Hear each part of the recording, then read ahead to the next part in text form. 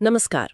आज हमारे पास जलवायु परिवर्तन से जुड़ी कुछ बहुत जरूरी और सच कहूं तो थोड़ी उलझी हुई जानकारी है जिसे हम मिलकर सुलझाएंगे। बिल्कुल। एक तरफ है ब्राजील में हुए संयुक्त राष्ट्र जलवायु सम्मेलन मतलब COP30 की बड़ी बड़ी बातें, खरबों डॉलर, बड़े बड़े वादे। हम्म। और दूसरी तरफ है कुछ चौंकाने वाली वैज्ञानिक हकीकतें जो बताती हैं कि हमारा ग्रह शायद खतरे के निशान को पहले ही पार कर चुका है। हाँ, और इन दोनों के बीच का जो अंतर है उसे समझना बहुत जरूरी है। तो आज की हमारी ये पूरी पड़ताल इसी सवाल के इर्द गिर्द घूमेगी। क्या ये वैश्विक वादे और नीतियां उस वैज्ञानिक हकीकत का सामना करने के लिए काफी हैं? बिल्कुल, क्योंकि अक्सर हम बड़ी बड़ी घोषणाओं में खो जाते हैं, लेकिन यह समझना अहम है कि क्या इन कोशिशों की रफ्तार और पैमाना उस संकट के बराबर है जिसका हम सामना कर रहे हैं। तो चलिए शुरू करते हैं COP30 से। इसे कार्यान्वयन का कॉप, सच्चाई का कॉप, यहाँ तक कि वन कॉप जैसे कई नाम दिए गए। हाँ, ऐसा लग रहा था कि इस बार सिर्फ बातों से आगे बढ़कर कुछ ठोस करने का दबाव था, खासकर क्योंकि ये पेरिस समझौते की 10वीं सालगिरह पर हो रहा था।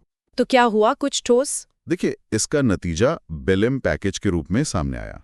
अब ये कोई एक जादुई समझौता नहीं है। अच्छा। ये मतलब कई अलग अलग मुद्दों पर बनी सहमतियों का एक गुच्छा है। इसमें पैसा, तकनीक, व्यापार, लिंग समानता, हर चीज शामिल है। इस पैकेज में से एक चीज जो सबसे ज्यादा सुर्खियां बटोर रही है वो है जंगलों को लेकर की गई घोषणा, ट्रॉपिकल फॉरेस्ट फॉरएवर फैसिलिटी या TFF।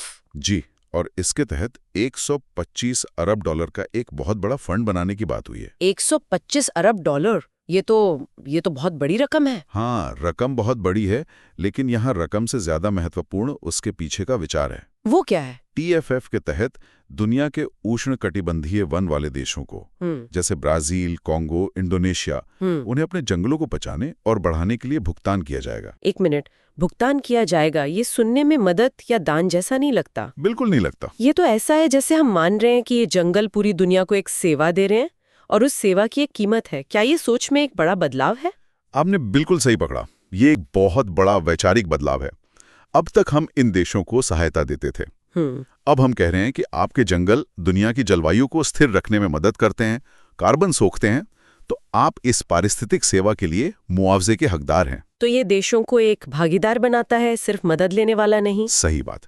और इसी में एक और खास बात है कि इस फंड का कम से कम 20% हिस्सा सीधे उन स्वदेशी लोगों और स्थानीय समुदायों को जाएगा जो हजारों सालों से इन जंगलों के असली संरक्षक रहे हैं। ये बात तो बहुत अच्छी लगती है, लेकिन हमने पहले भी जलवायु विद के बड़े बड़े वादे देखे हैं जो पूरे नहीं हुए हैं। हाँ, ये एक जायज चिंता है। अमीर देशों ने 100 अरब डॉलर सालाना का वादा किया था जो सालों तक पूरा नहीं हुआ। तो क्या इस बार मतलब ये 125 अरब डॉलर सच में जंगलों और लोगों तक पहुंचेंगे?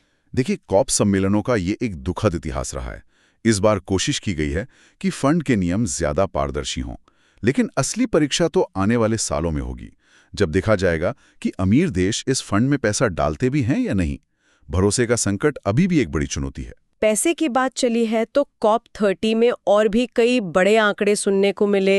बाकू से बेलेम रोड मैप, नया सामूहिक क्वांटिफाइड लक्ष्य, NCQG, ये सब सुनने में बड़ा भारी लगता है। आसान भाषा में इन सब का निचोड़ क्या है? बिल्कुल, इन सभी जटिल नामों का एक ही सरल मतलब है। दुनिया अब ये मान रही है कि जलवायु परिवर्तन से लड़ने के लिए अरबों नहीं बल्कि खरबों डॉलर की जरूरत है। खरबों डॉलर? हाँ, बाकू से बेलेम रोड मैप इसी का रास्ता तैयार करता है, जिसका लक्ष्य 2035 तक हर साल 1.3 ट्रिलियन डॉलर जुटाना है। हर साल? हर साल। तो आप कह सकते हैं कि सालों की आनाकानी के बाद अब दुनिया मेज पर असली पैसा रखने की बात कर रही है। और दो चीजें मुझे और दिलचस्प लगी। एक, जलवायु से जुड़ी गलत सूचनाओं से लड़ने की बात। ये पहली बार COP के एजेंडे पर आया है ना? जी, और इसकी जरूरत बहुत ज्यादा है, क्योंकि आज जितनी तेजी से तकनीक बढ़ रही है उतनी ही तेजी से गलत जानकारी भी फैलती है। सही बात है। जब लोग सोशल मीडिया पर पढ़ते हैं कि जलवायु परिवर्तन एक धोखा है, तो ये सरकारों के लिए कड़े फैसले लेना मुश्किल बना देता है। तो सही जानकारी को बचाना उतना ही जरूरी है जितना जंगलों को बचाना। इसी तरह बेलेम हेल्थ एक्शन प्लान भी पहली बार स्वास्थ्य को जलवायु चर्चा के केंद्र में लाता है। ये वैश्विक लक्ष्य और योजनाएं सुनने में बहुत प्रभावशाली लगती हैं, लेकिन सवाल वही है कि इन घोषणाओं का जमीन पर क्या असर होगा। चलिए इसे भारत के उदाहरण से समझते हैं। जरूर। भारत ने इस दिशा में कुछ बहुत मजबूत कदम उठाए हैं। उसने अपने राष्ट्रीय स्तर पर निर्धारित योगदान यानी एनडीसीज को और बेहतर बनाया है। एनडीसीज मतलब उनके राष्ट्रीय लक्ष्य है ना। हाँ, राष्ट्रीय लक्ष्य। जैसे एक लक्ष्य है कि 2030 तक देश की अर्थव्यवस्था की उत्सर्जन तीव्रता को 2005 के स्तर से 45% तक कम किया जाएगा। एक मिनट, ये उत्सर्जन तीव्रता क्या होती है? इसका सीधा सा मतलब है कि देश की जीडीपी में हर एक रुपया जोड़ने के लिए हम कितना ग्रीन हाउस गैस उत्सर्जन कर रहे हैं। इसे कम करने का मतलब है कि हमारी अर्थव्यवस्था ज्यादा कुशलता से काम कर रही है, मतलब कम प्रदूषण में ज्यादा विकास। अच्छा, और हम इस पर कैसे कर रहे हैं? बहुत अच्छा। अच्छी खबर यह है कि 2020 तक ही हम 36% की कमी हासिल कर चुके थे। और एक और बड़ा लक्ष्य था जो मुझे याद है कि 2030 तक भारत की 40% बिजली गैर जीवाश्म ईंधन से आएगी। हाँ, और ये वो कहानी है जहां भारत ने सबको चौंका दिया। कैसे? ये लक्ष्य न सिर्फ हासिल किया गया बल्कि समय से कई साल पहले ही पार कर लिया गया। हमारे स्रोतों के मुताबिक सितंबर 2025 तक ही ये आंकड़ा 51% पर पहुंच गया था। रुकिए, क्या 2030 का लक्ष्य 2025 में ही पूरा हो गया? और वो भी इतने बड़े अंतर से? ये कैसे हुआ? इसका बड़ा श्रेय भारत की सौर ऊर्जा क्रांति को जाता है।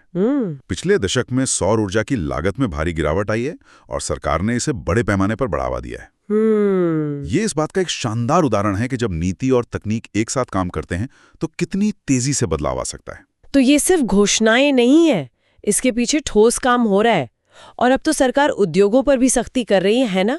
ये ग्रीन हाउस गैस उत्सर्जन तीव्रता लक्ष्य नियम क्या है? जी, अब बात सिर्फ स्वैच्छिक नहीं रही। इन नए नियमों के तहत देश के 400 से ज्यादा बड़े औद्योगिक प्लांट जैसे सीमेंट, स्टील, उनके लिए अब कानूनी रूप से उत्सर्जन लक्ष्य तय कर दिए गए हैं। मतलब उन्हें अपने उत्पादन की हर यूनिट पर होने वाले उत्सर्जन को कम करना ही होगा। बिल्कुल। और अगर वे नहीं कर पाते तो यहीं पर कार्बन क्रेडिट ट्रेडिंग स्कीम जैसा बाजार आधारित सिस्टम काम आता है। अच्छा, तो पहले से कार्बन क्रेडिट तो था ही, अब एक नया ग्रीन क्रेडिट प्रोग्राम क्यों लाया गया? क्या कार्बन क्रेडिट सिस्टम काम नहीं कर रहा था या कहीं से कंफ्यूजन तो नहीं होगा? ये एक बहुत अच्छा सवाल है। कार्बन क्रेडिट और ग्रीन क्रेडिट दो अलग-अलग दर्शनों पर काम करते हैं। कैसे? कार्बन क्रेडिट एक तरह से बुरा काम कम करने का इनाम है, मतलब आपने फैक्ट्री से धुआं कम निकाला। ओके। जबकि ग्रीन क्रेडिट अच्छा काम करने का नाम है। आपने धुआं कम किया या नहीं वो अलग बात है, लेकिन अगर आपने अलग से पेड़ लगाए, पानी बचाया तो आपको ग्रीन क्रेडिट मिलेगा। तो एक तरह से कार्बन क्रेडिट आपके प्रदूषण का हिसाब किताब है और ग्रीन क्रेडिट पर्यावरण के लिए आपके अच्छे कामों का। बिल्कुल। ग्रीन क्रेडिट का दायरा बहुत बड़ा है। ये भारत के मिशन लाइफ यानी लाइफस्टाइल फॉर एनवायरनमेंट की सोच से जुड़ा है। तो ये दोनों सिस्टम एक दूसरे के पूरक हैं, विरोधी नहीं। चलिए, अब थोड़ा और जूम आउट करते हैं और बड़ी तस्वीर देखते हैं। पेरिस समझौते का अनुच्छेद 6 यानी आर्टिकल 6 हमेशा चर्चा में रहता है। ये इतना अहम क्यों है? अनुच्छेद 6 अंतर्राष्ट्रीय सहयोग की नींव है। ये देशों को आपस में मिलकर अपने जलवायु लक्ष्यों को पूरा करने की इजाजत देता है। मतलब ये एक वैश्विक कार्बन बाजार के नियम तय करता है। जैसे भारत अगर चाहे तो भूटान में किसी हाइड्रो पावर प्रोजेक्ट में निवेश करके वहां का उत्सर्जन कम कर सकता है और उसके बदले में क्रेडिट हासिल कर सकता है। और जब भी अंतर्राष्ट्रीय सहयोग की बात आती है तो मॉन्ट्रियल प्रोटोकॉल का जिक्र एक उम्मीद की तरह होता है। हाँ, और होना भी चाहिए। ये इस बात का सबसे बड़ा सबूत है कि जब पूरी दुनिया एक साथ आती है तो हम किसी भी पर्यावरणीय संकट को हल कर सकते हैं। इस संधि की वजह से हमने ओजोन परत को तबाह करने वाले लगभग 99% रसायनों को खत्म कर दिया है। ताज़ा अनुमान है कि 2040 तक हमारी ओजोन परत वापस 1980 के स्तर पर पहुंच जाएगी। ये तो वाकई एक अविश्वसनीय सफलता की कहानी है। बिल्कुल। लेकिन सारी खबरें इतनी अच्छी नहीं है। यहीं से हमारी चर्चा उस हिस्से में आती है जो थोड़ा चिंताजनक है। हमारे स्रोत क्लाइमेट टिपिंग पॉइंट्स की बात करते हैं। जी। वे कहते हैं कि गर्म पानी के कोरल रीफ अपना थर्मल टिपिंग पॉइंट पार कर चुके हैं और उनमें ऐसी गिरावट शुरू हो गई है जिसे पलटा नहीं जा सकता। ये टिपिंग पॉइंट का क्या मतलब है? टिपिंग पॉइंट वो दहलीज है जिसे पार करने के बाद कोई सिस्टम अचानक और स्थायी रूप से बदल जाता है। जैसे आप एक कुर्सी को धीरे धीरे पीछे झुका रहे हैं, एक बिंदु तक वह वापस सीधी हो जाएगी, लेकिन एक खास कोण के बाद वो पूरी तरह गिर जाएगी। अच्छा, वो कोण ही टिपिंग पॉइंट है।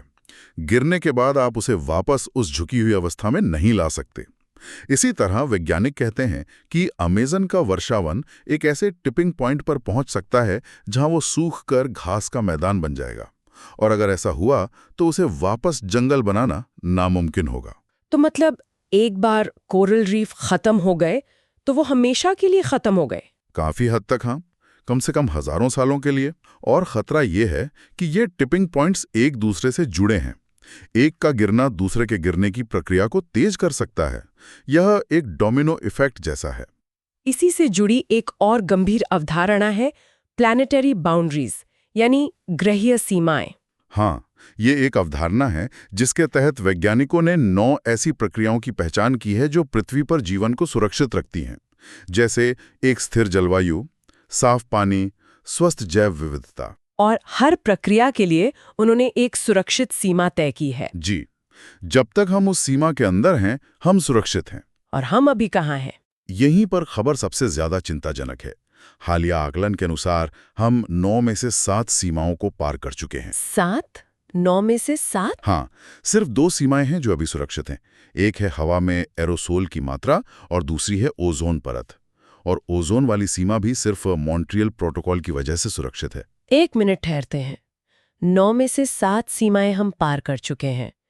तो जो हम COP30 के खरबों डॉलर या भारत की सौर ऊर्जा क्रांति की बात कर रहे हैं, क्या ये प्रयास इन सीमाओं के अंदर वापस आने के लिए काफी हैं?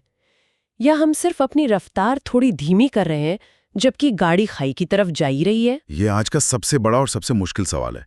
सच तो ये है कि जो प्रयास हम आज कर रहे हैं वे अभूतपूर्व हैं। 10 साल पहले कोई $1.3 ट्रिलियन सालाना की बात सोच भी नहीं सकता था। सही बात है। लेकिन वैज्ञानिक आंकड़े बताते हैं कि हम जिस खाई की बात कर रहे हैं उसके हम बहुत करीब हैं, शायद किनारे पर ही खड़े हैं। तो ये प्रयास जरूरी हैं, लेकिन क्या वे उस रफ्तार से हो रहे हैं जितनी जरूरत है? ज्यादातर वैज्ञानिक कहेंगे नहीं, अभी नहीं। तो हमने आज वैश्विक जलवायु शिखर सम्मेलन के बड़े बड़े वादों से लेकर भारत की जमीनी हकीकत और फिर उन वैज्ञानिक चेतावनियों तक का सफर तय किया जो इन सभी कोशिशों को एक बहुत ही गंभीर संदर्भ में रखती हैं। हाँ, हमने देखा कि एक तरफ खरबों डॉलर और जटिल बाजार व्यवस्था के जरिए इस चुनौती से निपटने की एक वैश्विक कोशिश हो रही है, और वहीं दूसरी तरफ प्रकृति की अपनी सीमाएं हैं। ये एक अभूतपूर्व मानवीय प्रयास और एक अभूतपूर्व ग्रहीय संकट के बीच की रस्साकशी है। आज की इस पूरी चर्चा के बाद एक विचार सोचने के लिए छोड़ जाते हैं। हमने बड़े बड़े अंतर्राष्ट्रीय समझौतों, खरबों डॉलर के फंड और उद्योगों के लिए बनाए गए सख्त नियमों की बात की। ये सब ऊपर से नीचे आने वाले समाधान हैं। वहीं दूसरी तरफ भारत का ग्रीन क्रेडिट प्रोग्राम या मिशन लाइफ जैसी पहल व्यक्तिगत और सामुदायिक स्तर पर छोटे छोटे अच्छे कामों को प्रोत्साहित करती हैं। तो सवाल ये है कि क्या एक व्यक्ति का पेड़ लगाना या पानी बचाना उस विशाल चुनौती के सामने कोई मायने रखता है, जब हम पहले ही 7 ग्रहीय सीमाएं पार कर चुके हैं? क्या ये व्यक्तिगत प्रयास सिर्फ हमें अच्छा महसूस कराने के लिए है, या फिर इन छोटे छोटे कामों का सामूहिक असर उन खरबों डॉलर के फंड जितना ही शक्तिशाली हो सकता है? इस पर विचार जरूर कीजिएगा।